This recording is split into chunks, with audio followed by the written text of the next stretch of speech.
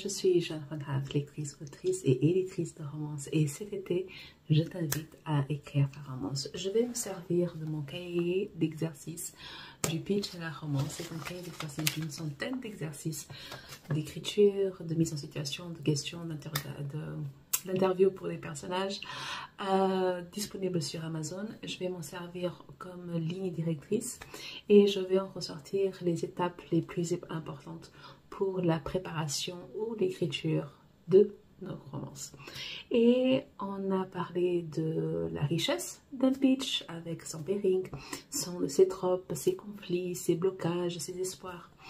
Et on va passer à la deuxième étape de cette construction de façon organique et naturelle, de façon totalement intuitive, c'est la silhouette émotionnelle des personnages. J'aime parler de silhouette émotionnelle parce que quand je me lance dans l'écriture, j'ai besoin de quelques points, d'avoir une idée globale de qui sont mes personnages avant de me lancer, mais quelque chose qui soit suffisamment malléable pour que moi je puisse avancer, savoir comment j'avance, savoir de quelle façon j'avance, parce qu'une personne qui est vulnérable ne réagit pas de la même façon qu'une personne qui est super froide, considérée par la société comme super forte. Donc j'ai besoin d'avoir cette idée, même la plus floue, avant de me lancer. Et je parle de silhouette émotionnelle parce que au fur et à mesure de l'écriture, cette silhouette va s'affirmer, va se peaufiner et mes personnages vont me montrer qui ils sont réellement, quelle est réellement leur personnalité, quelles sont réellement leurs qualités, leurs défauts, etc. Donc la silhouette émotionnelle me permet d'avancer tout en laissant la place, la marge et la liberté à mes personnages d'être qui ils sont réellement. Parce que je suis convaincue que ce n'est pas moi qui écris les histoires, je ne suis que le médium. Et ce sont mes personnages qui sont en train de me dicter, moi je fais ce qu'ils me disent. Et genre quand on dit, ah non mais mes personnages ne veulent pas faire ce que je veux, mais non. On pense qu'on est les déesses de nos histoires, mais non, on est des esclaves, les gens. On est des esclaves. C'est pas nous les chefs. Non, c'est pas nous. Et donc, dans cette silhouette émotionnelle, elle va commencer à se construire à partir du pitch, à partir du moment où on est en train de parler des blocages des personnages, à partir du moment où on est en train de parler de leurs désirs, que ce soit conscient ou inconscient. Je vais revenir à mon projet actuel qui est la milliardaire et le garde du corps. Donc la petite sœur de mon héros essaye de voler mon héroïne, elle est prise en flagrant délit et du coup quand mon héros essaye de protéger sa petite sœur, mon héroïne lui fait un chantage des genres, soit elle porte plainte et sa petite sœur part en prison, soit il se marie. Quel mariage ça, n'est-ce pas? Donc je ne sais pas si vous avez remarqué, mais au fur et à mesure où j'avance dans ces épisodes, le pitch est plus rapide. Vous voyez? Donc c'est pour ça que je m'entraîne tout le temps, parce que c'est pas mon exercice préféré, mais anyways, je divague. Et à partir du moment où on a commencé à travailler les conflits et les blocages, parce que le héros est protecteur, donc il est en train de se sacrifier, et parce que l'héroïne est froide, etc. Ça déjà, c'est une silhouette émotionnelle. Ça déjà nous donne une idée de qui sont les personnages. Ok, on a une héroïne qui est froide, qui est dure en affaires, qui a trop souffert de trahison, donc maintenant elle s'en fout de tout le monde. Et on a un héros qui est protecteur, qui veut défendre, et même s'il en veut à sa petite sœur, il s'en veut encore à lui, il s'en veut plus à lui-même parce qu'il a sorti sa petite sœur du Brésil. Donc on a déjà cette silhouette qui sort, qui se forme quand on est en train de travailler le pitch. On a déjà cette idée plutôt claire, même si c'est encore très flou, parce que, ok, il est protecteur, ok, il est froid, mais les êtres vivants ne sont pas que ça, ils sont beaucoup plus complexes. Donc, quand je me lance, j'ai déjà ça, c'est déjà pas mal, et tout le reste va être construit en cours de route. Et il y a différents éléments que je travaille, pas que je travaille, mais que j'imagine, que je visualise avant de avant de me lancer, c'est que quand on a un trait de personnalité globale, j'ajoute une qualité, un défaut, j'ajoute quelque chose qui le rend, qui le rend particulier, j'ajoute un objectif, mais c'est vraiment des détails suffisamment vagues, encore une fois, pour qu'ils soient suffisamment malléables, pour que je puisse ne pas m'attacher à ces détails-là. Et au fur et à mesure où j'avance, ça ils vont soit se peaufiner, soit se solidifier, soit alors être remplacé par quelque chose totalement différent. Et c'est pour ça qu'après, à la fin du premier jet, on revient en arrière et on corrige toutes les incohérences, tout ce qu'on a appris en cours de route. Du coup, pour mon héros, donc j'ai un héros protecteur, mais il va falloir que je travaille plus que juste ça. Donc c'est un héros protecteur, le protecteur est son trait principal. Qu'est-ce qu'il y a d'autre? Qu'est-ce que je peux avoir d'autre avant de me lancer dans l'écriture? Ben, il peut être sa principale qualité, du coup, c'est quelqu'un de patient. C'est quelqu'un qui va toujours essayer de comprendre, qui va toujours donner une nouvelle chance et une nouvelle chance, une deuxième chance, une troisième, une quatrième, une cinquième. C'est pour ça qu'il est là et que sa sœur est encore en train de... encore en train de lui pourrir l'existence. C'est quelqu'un d'extrêmement patient, quelqu'un qui veut faire confiance, quelqu'un qui veut responsabiliser l'autre, mais même si ça va lui coûter cher. En tant que défaut, je peux trouver quelque chose de... Puisqu'il est protecteur, il peut être trop protecteur, donc il peut être étouffant. Donc c'est vraiment... C'est souvent un des revers du côté protecteur d'un protagoniste, surtout quand on adore les alphas qui sont protecteurs, etc. Ben, quand on est trop protecteur, on est étouffant, on est énervant, du genre on ne laisse pas les autres vivre.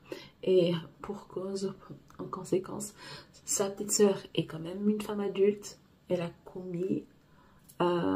c'est pas une erreur, elle savait exactement ce qu'elle faisait, donc elle a essayé de voler sa patronne. Elle est juste irresponsable, elle s'attend à ce que les autres règlent ses affaires, et ça la saoule que son grand frère soit toujours sur son dos. Mais ça va bien arranger ses affaires quand son grand frère va prendre sa peine à sa place, n'est-ce pas? Parce que, évidemment. Donc, on a un protagoniste très principal, protecteur, qui est donc patient. Le défaut, il peut être étouffant. Quelque chose de plus en lui, il est brésilien dans un milieu austro-africain. Il est d'origine, son père est d'origine japonaise, sa mère est d'origine libanaise. Donc ça fait un melting pot. Lui seul, c'est les Nations Unies. Qu'est-ce qu'on peut trouver d'autre? Donc il fait de la capoeira. C'est un coach, il est dans le camp d'entraînement pour futurs agents de sécurité et garde du corps. Il est un des formateurs, donc il est spécialisé en capoeira, c'est un ancien policier militaire. Et rien qu'avec ça, c'est peu de données, mais c'est suffisamment de données pour que je puisse me lancer sans avoir peur. Et genre... il se peut que cette silhouette émotionnelle évolue d'un côté ou d'un autre. Il se peut que certains des détails changent en cours de route. Mais c'est ok. Je ne suis pas attachée à ces silhouettes émotionnelles. Elles sont faites pour évoluer. Elles sont faites pour être adaptées. Elles sont faites pour que... C'est juste pour que je me lance. Quant à mon héroïne, donc elle est milliardaire. Pour être milliardaire, donc elle est super intelligente. Pas seulement intelligente de façon en cours, en formation, mais intelligente, c'est l'intelligence de la rue. Je ne sais pas si c'est une expression qu'on utilise en français, mais en portugais, l'intelligence de la rue, c'est qu'on sait survivre dans la rue. Donc c'est quelqu'un qui vient d'une classe populaire avec un passé tragique. et qui s'en est sortie avec énormément de larmes. Donc elle a 42 ans quand on commence, elle est plus âgée que mon héros, elle a 42 ans, donc ça fait 10 ans à peu près qu'elle est dans un environnement qui lui convient, mais pendant une trentaine d'années elle a souffert. Elle souffre, donc comme trait principal, elle est donc déterminée. Voilà, c'est le terme. Elle est déterminée. Quand elle a quelque chose en tête, elle va au fond et elle réussit. Du genre, il n'y a pas de plan B avec mon héroïne. C'est juste le plan A. Donc, elle est déterminée, elle est ferme, elle est ambitieuse. C'est une qualité. Elle est ambitieuse. Et donc, en défaut, elle ne fait pas confiance. Donc, elle est très seule. Elle est très solitaire. Et elle ne peut pas se retourner, du genre elle a sa sœur, mais elle ne peut pas se retourner vers quelqu'un d'autre pour se soulager, pour le réconfort, etc. Donc c'est très compliqué. Et son seul, c'est que elle est seule parce qu'elle ne fait pas confiance, parce qu'elle pense que le monde va la trahir. Et du coup, elle est méfiante envers tous et tout le monde. Donc, c'est la méfiance qui la rend seule. Voilà, c'est l'inverse. C'est la méfiance qui la rend seule. Donc la méfiance, c'est un défaut. Un truc particulier qui fait qu'elle est qui elle est, elle souffre d'alopécie. Donc elle porte des perruques. Elle a les sourcils tatoués. Les gens ne se rendent pas compte. Elle est toujours maquillée. Elle est toujours maquillée, elle a des fossiles, elle a une perruque, etc. Donc personne n'est au courant qu'elle souffre d'alopécie. Donc ça, c'est son truc particulier. Qu'est-ce que je peux dire d'autre?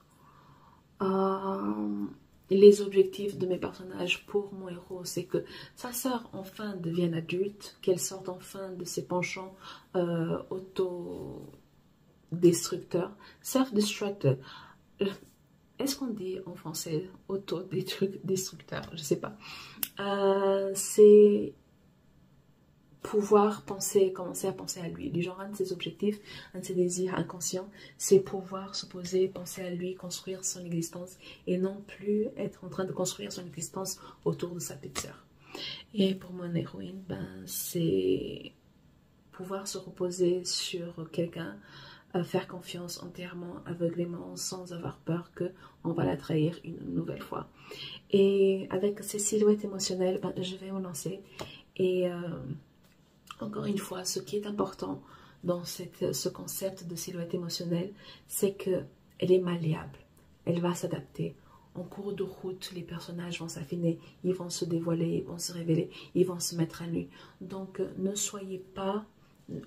ne vous attachez pas à ce que vous pensez que vos personnages sont quand vous vous lancez et laissez-les vous dire qui ils sont. Donc, quand vous êtes en train de travailler une silhouette émotionnelle, pensez aux traits de personnalité principale. Quand vous pensez à cette personne, quel est le premier mot qui vous vient à l'esprit? Choisissez une qualité. Choisissez un défaut. Choisissez un trait particulier pour votre personnage qui le différencie. Choisissez des objectifs. Quel est leur objectif pendant l'histoire? Quel est leur objectif dont ils ne sont pas au courant mais qu'ils vont obtenir à la fin du roman? Et là, vous avez vos personnages.